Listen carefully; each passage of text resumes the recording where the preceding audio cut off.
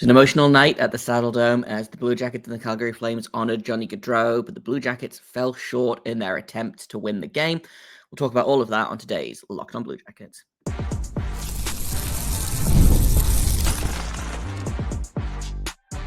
You're Locked On Blue Jackets, your daily podcast on the Columbus Blue Jackets, part of the Locked On Podcast Network, your team every day. Hello and welcome to Locked On Blue Jackets, part of the Locked On Podcast Network, your team every day. I am, as always, your host, Jay Foster, here to give you the good, the bad, and the ugly about your favourite team and mine, the Columbus Blue Jackets. Before we get things started, I want to thank everyone for making this your first listen of the day every single day. Locked On Blue Jackets continues to be free and available on all podcast platforms and over on YouTube. And I also have to let you know that today's episode is brought to you by FanDuel. New customers can base a $5 bet and get $150 in bonus bets if that $5 bet wins. Visit FanDuel.com to get started. Tough game last night for a lot of reasons. Obviously, the pre-game ceremony for Johnny Gaudreau and his brother Matthew was a whole lot to deal with, I think, for both teams, for the fans, for everyone involved.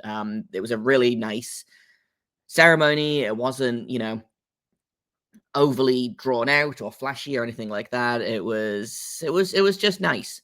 It was really great to see the Gaudreaus there.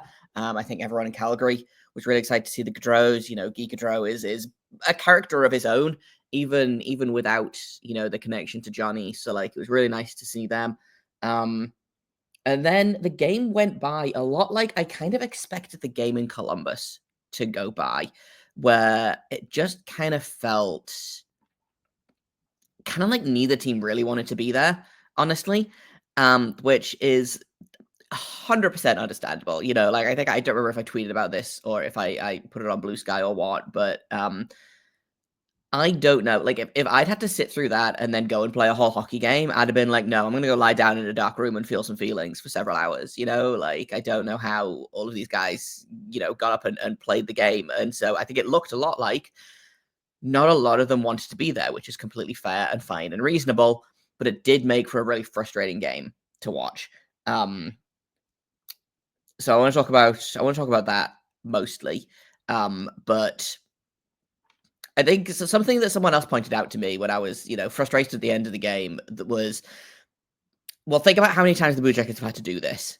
They were honored in Minnesota at the beginning of the season. They were honored. They had the minute of silence. They had, a bunch of stuff there. They had their own home opener against Florida, which was tough. I feel like basically every time they've gone to a team, especially for the first kind of month or so of the season, it was, we're remembering Johnny and Matthew Gaudreau. Obviously, the Blue Jackets home opener themselves was tough, and then they just did it again when the Flames came to town, 5 days ago. They did a whole thing again, and I wonder if it's not necessarily burnout, but it's got to be tough going and doing this, over and over and over again, and remembering Johnny and seeing all of this stuff and seeing his family crying, and then I sympathize, I really do. And this episode is mostly going to be me talking, I think, about what the Blue Jackets needs to do better, but I wanted to kind of make it clear that, I am sympathetic to the emotions that were happening. I just really felt like they went a completely different way to the first matchup between these two teams, which is where, the emotions kind of boiled over into, shoving and unhappiness and that kind of thing. Whereas this time it just kind of seemed flat. And, it wasn't... Technically, it was a 3-0 win, but it didn't look like a 3-0 win. It was 1-0 for a very, very long time in the game. I think the second goal was scored 2 minutes before the end of regulation, and then for some reason, despite the fact that they hadn't been able to generate any offense all game, they decided to pull the goalie to see if that helped. It didn't. The Flames immediately scored an empty net goal.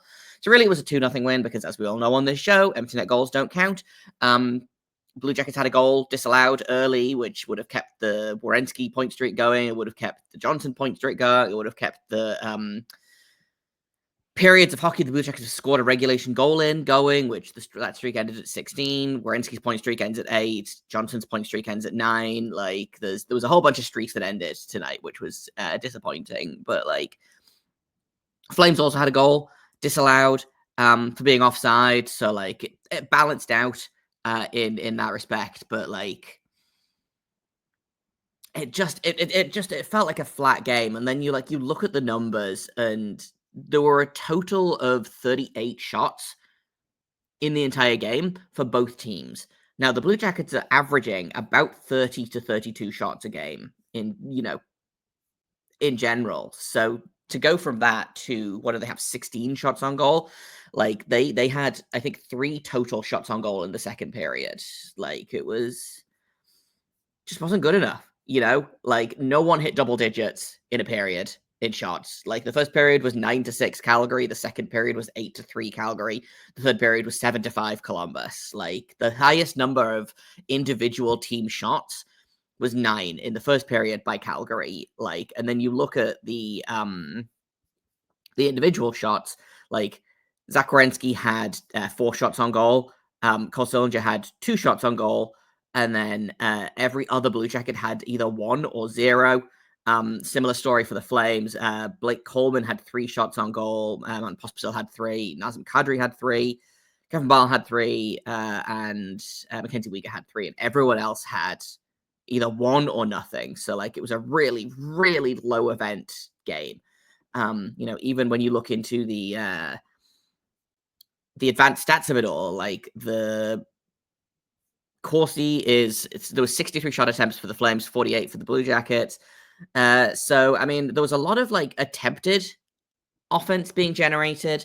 The what was it, 63 shot attempts turned into 23 actual shots. The Blue Jackets either like blocked or the Flames missed almost 2/3 of their shot attempts. Similar thing for the Blue Jackets. I think about a quarter of their shots went through. 30% of their shots went through. Like it's credit to the defense in both of these. Like it was the defense is not what I have a problem with in this game. Like the defense I thought was fine. It was the fact that the offense had just completely disappeared. Which is ironic because yesterday's episode, what were the 2 things I talked about? Where I was like, okay, stay out of the box. If you're not going to stay out of the box, then kill a penalty. And if if all else fails, just outscore them at even strength. Like, and the Blue Jackets like technically didn't get outscored at even strength. I believe it was Aaron Portzline. Let me see if I can pull up the tweet, where he talked about in the last 3 games that the Blue Jackets played. Maybe it wasn't Aaron Portzline, but like so tonight or last night, 2 power play goals for the Flames, 0 even strength goals. Like 2 power plays and an empty net goal, which also doesn't count at even strength. Last game, 3 power play goals for the Blackhawks, 0 at even strength. Like the game before that, I feel like that would be the Calgary game again. That was another power play goal and then 1 even. So in the last 3 games, the Blue Jackets have allowed 7, 8 goals, and 7 of them have been on the power play, or 6 of them have been on the power play, and 1 of them was an empty net goal. So like something's got to give there. Like it's getting really frustrating. Because, and again, this is something I talked about yesterday. If the offense is going to be there, it's fine. If they are going to score at even strength, then it's fine. But the Blue Jackets didn't score at even strength last night. They barely generated at even strength last night. They generated at 1.28 expected goals for at even strength. Barely over 1.25 goals. And like the Flames generated 2.2 expected goals at even strength. Like the power plays helped. They actually, if at all situations, the shots on goal or the expected goals, were 3.5 for the Flames, 1.7 for the Blue Jackets. So like, again, it helped that the Flames had 4 power plays and the Blue Jackets only had 1 power play. But like, you can't keep giving up a goal on 50% of your chances, because that's what happened last night. That's what happened the game before. The Flames went 2 for 4. The Blackhawks went 3 for 6. 5 power play goals on 10 penalty kills. It's not good enough. And I am willing to accept that, like, last night was potentially an outlier. Again, I don't think anyone felt like playing hockey last night. I think it was a tough game for everyone. Um, but those numbers are, like, really reaching unacceptable limits. So let's take another quick break, and then let's talk a little bit more about the penalty kill, because it is so frustrating that this keeps happening. So we'll do that in just a second here on Locked On Blue Jackets. First, let's talk about FanDuel, because you can get ready to tackle the NFL action with FanDuel, America's #1 sportsbook. Right now, new customers can bet $5 and get $150 in bonus bets if you win. FanDuel Sportsbook app gives you everything you need to place live bets on the NFL and all other sports, all in one place. So if you get a hunch in the middle of the game, you can check out the latest stats, you can view live play-by-play, and so much more on the same page where you place your bet. Just visit FanDuel.com to join today. You're going to get started with $150 in bonus bets if that first $5 bet wins. That's FanDuel.com. Never waste a hunch. Make every moment more with FanDuel, an official sportsbook partner of the NFL. All right, let's talk a little bit more about the penalty kill, because it's just been very bad, hasn't it? Like, and I don't get it, because at the beginning of the season it was really quite solid, and they haven't really done anything to change the penalty kill in terms of, like, in my mind anyway, in terms of systems, in terms of, like, people on the, like, a lot of people are saying, well, Boone Jen is missing from the penalty kill, and that counts for a lot. I don't know. I don't know that that's true, first of all. And I also don't know that, like, he's been missing all season is the thing. Like, how is it, like, what's the word I want? You can't sit here and say that the penalty kill is suffering because there's no Boone, because it was fine at the beginning of the season, like even after he was gone, because he hasn't played at all this season. And yet here we are, you know? Again, similar story. Erica Branson missing, but he was kind of a nightmare on the penalty kill as well. So, like, what are we doing here? I'm just pulling up Boone Jenner's penalty kill numbers to see exactly how good he was last season. He did have a shorthanded goal last season. The Blue Jackets were allowed 10 of their goals on the penalty kill while Boone Jenner was there. So, like, I'm not saying that he was, like, bad for the penalty kill, but I am saying that, like, I don't think adding Boone Jenner back in is going to magically make the penalty kill good again, because that's not the only problem, you know. And also, like, it's one player. It's not. I don't know, man. Like, here's the thing. Putting Boone Jenner back into this lineup still means that other people are going to have to kill penalties. Like, you can't play Boone Jenner for 2 minutes every single penalty kill. So, like, the underlying issues are still going to be there, you know. And is it partially, I think, that a lot of the guys are playing maybe above their level in the penalty kill, in the same way that some guys are playing above their level on power play, just because, like, the Blue Jackets are at a point right now where, like, especially with Chinikov out of the lineup, and, like, getting Johnson back and Voronkov back has helped a little bit, but, like, Kevin Labanc is on the second power play unit. Like, James Van Riemsdyk is on the power play unit. Like, it's not gonna, like, I have mostly liked what I've seen from, like, Ken Johnson, Cole Sillinger, specifically, as penalty killers. However, I wonder if having Boudreaux in the lineup would put a bit less pressure on them, and they would kill fewer penalties, and kind of go from there. I am trying my best to find penalty kill goals. And it's simply not working out for me. But what did I say? Boone Jenner allowed 10 goals on the penalty kill last season. The Blue Jackets in total allowed 53. So he was on there for what, 20% of their penalty kill? He was on for around about 20% of their penalty kill goals last season. Do I think it'll help? Yes. But I don't know that, like, you can't just add Boone Jenner back in and hope that fixes it, because it really does feel like a structural thing. And that's what makes it even more frustrating. Like, because I don't know what changed. From the beginning of the season to now, I genuinely don't know what changed, because, like, it was fine. It was fine at the beginning of the season. It was good, even. Like, I don't have the numbers in front of me in terms of, like, by month or whatever, but, like, the Blue Jackets right now are really struggling on penalty kill. They are 28th in the league on the penalty kill right now at 72.7%. That's not good enough. And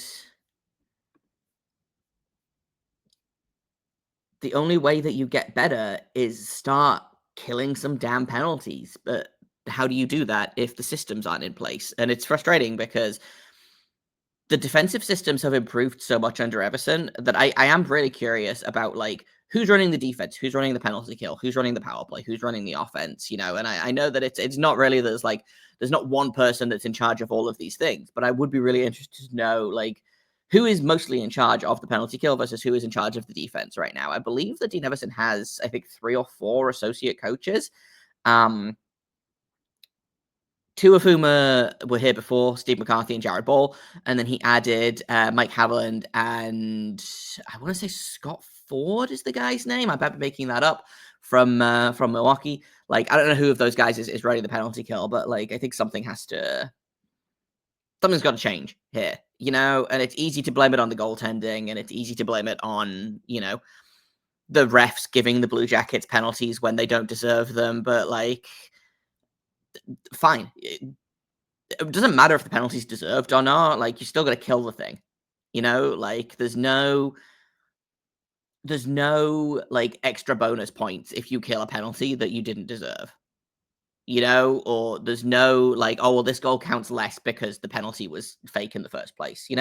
So this is really my biggest problem with the Blue Jackets right now is, and we'll talk about the offense in a minute, because that was a different kind of frustration last night. But, like, the penalty kill is, like I said, it's very quickly reaching unacceptable levels. And the fact that the Blue Jackets are not further down in the lineup is only because they started really strongly with it, and then it just fell off a cliff. Like, 10 straight games allowing a power play goal.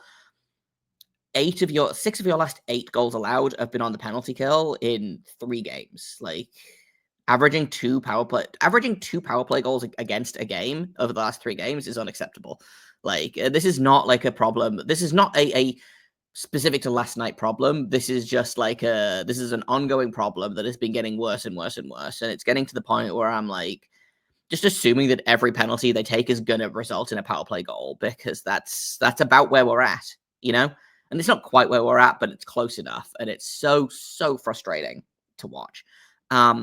Speaking of frustration, I want to talk about the other frustrating thing last night, which was kind of specific to this game, and made the penalty kill problems even worse. So let's talk about what happened to the offense in a minute here on Locked On Blue Jackets. First, I've got to tell you about Prize Picks. What is Prize Picks? Well, it's the best place to get real money sports action. With over 10 million members and billions of dollars in awarded winnings, Prize Picks has made daily fantasy sports accessible to all. You just pick more or less at least 2 players for a shot to win up to 100 times your cash, so you can run your game all season long on Prize Picks. Prize Picks have invented the flex play, which is really cool, and that means that you can still cash out even if your lineup isn't perfect. You can double your money even if one of your picks doesn't hit. PrizePicks puts their members first, so all withdrawals are fast, safe, and secure. When your picks hit, you can get your money in as quick as 15 minutes, and they now offer Venmo for even quicker and easier deposits and withdrawals into your account this sports season. Sign up today and get $50 instantly when you play $5. You don't even need to win to receive the $50 bonus. It's guaranteed. So download the app today, use code LOCKEDONNHL, get $50 instantly after you play your first $5 lineup. Once again, that is code LOCKEDON NHL to get $50 instantly after you play your first $5 lineup. Prize Picks. Run your game. Welcome back to Locked On Blue Jackets. I want to talk about the offense because I don't. So here's the thing. The offense disappeared last night, and it made me think about the Blue Jackets going out on that East Coast, the West Coast swing, excuse me, and immediately forgetting how to score goals.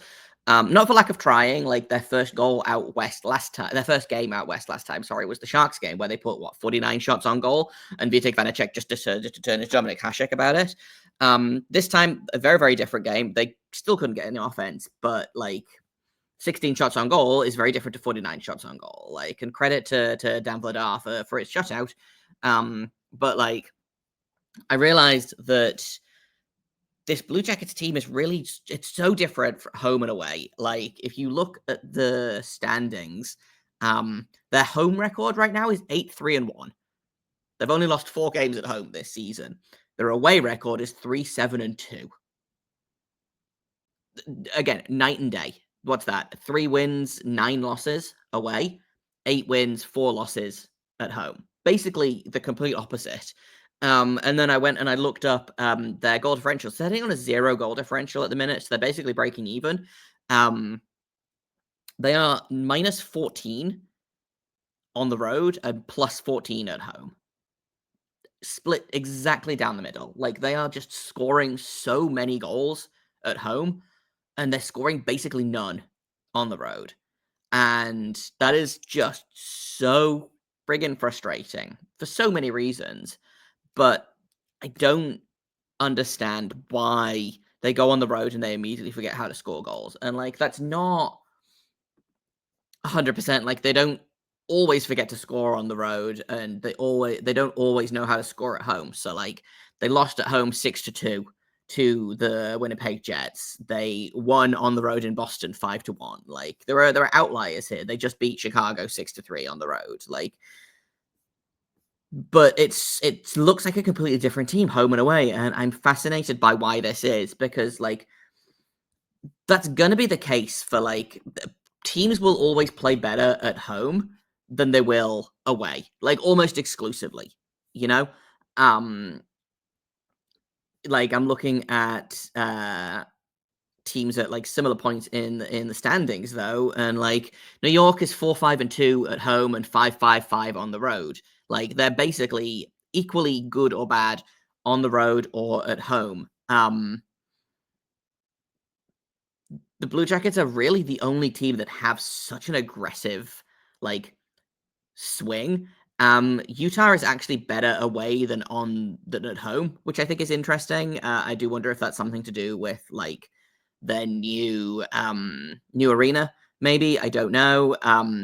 But like, basically every other team is about the same. Vancouver actually as well is way better on the road than they are at home. They're 10-2-1 on the road, 3-5-3 at home, which is interesting. Especially because the Blue Jackets are going to play them at the end of this week. They play Vancouver on Friday, I think. They play Edmonton on Thursday, so tomorrow, which we'll talk about in tomorrow's episode.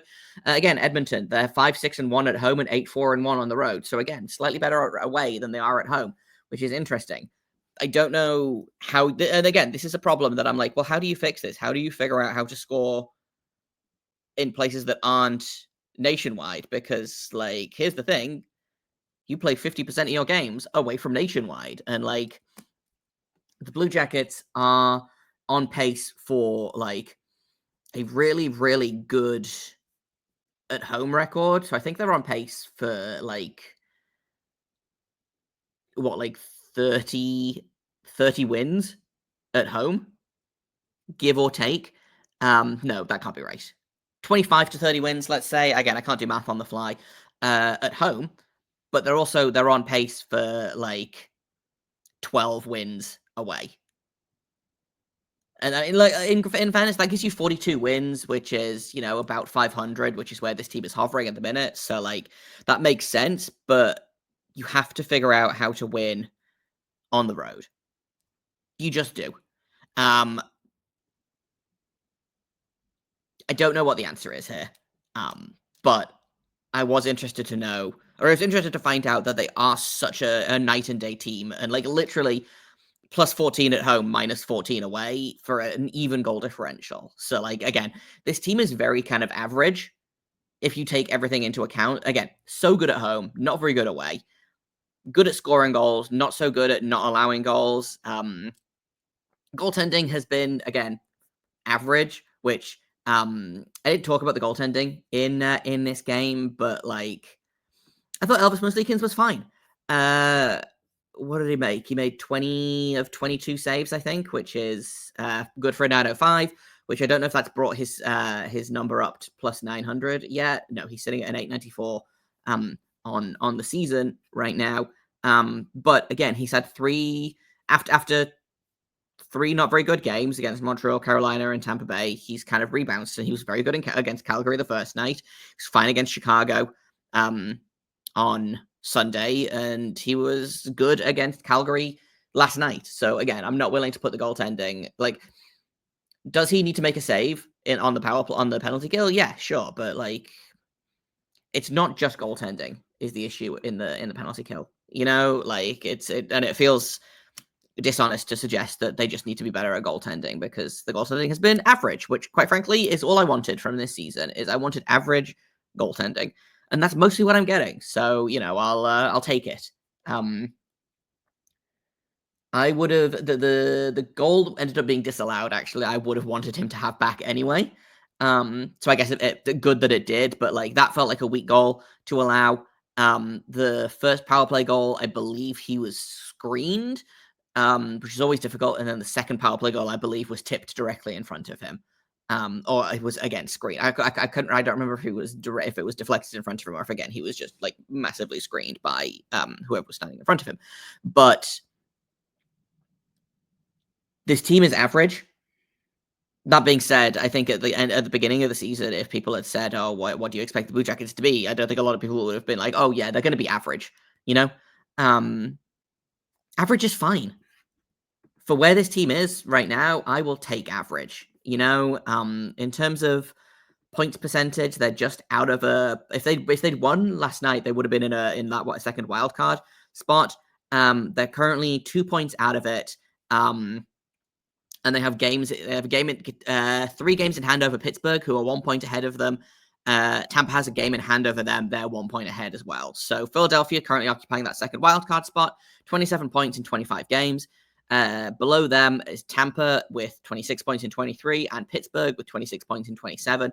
And then below that, the Blue Jackets are have 25 points in 24 games. If you organize it by points percentage, the wild cards would shift to Tampa would have one, the Rangers would have one, and then Philadelphia, and then the Blue Jackets. Like, the Blue Jackets are currently, I think, 7th in their division by points, just because they've played basically fewer games than I think literally everyone else in their division.